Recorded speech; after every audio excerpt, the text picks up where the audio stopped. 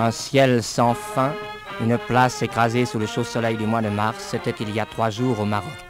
Une armée au garde-à-vous comme toutes les armées du monde, une foule attentive comme le sont toutes les foules, de beaux visages qui viennent du fond des siècles, des visages mystérieux ou rieurs, un peu plus qu'il n'est coutume chez nous.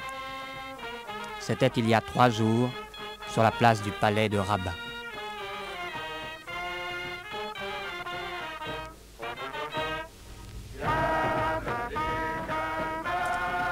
Le Maroc de toujours, le Maroc de tous les jours, le Maroc anonyme et le Maroc officiel s'étaient donné rendez-vous dimanche sur la grande place du Palais pour célébrer le premier anniversaire de l'accession au trône du roi Hassan II du Maroc.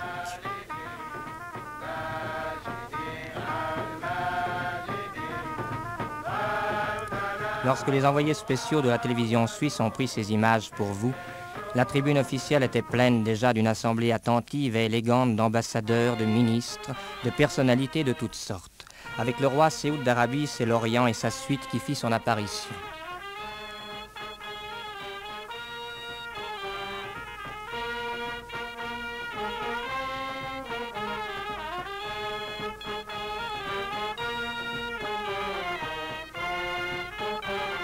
Le souverain du Maroc est ce tout jeune homme qui s'avance maintenant en habit blanc et sur les épaules de qui pèse le destin d'un pays jeune encore.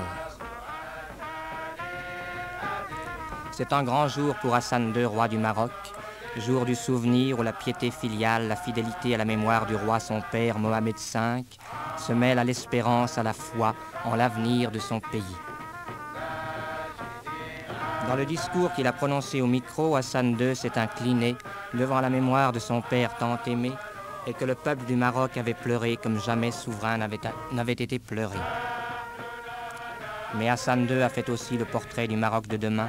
Il a retracé l'histoire d'une nation qui avait acquis son indépendance il y a 10 ans. Il a promis à ce peuple un avenir et une place dans le monde.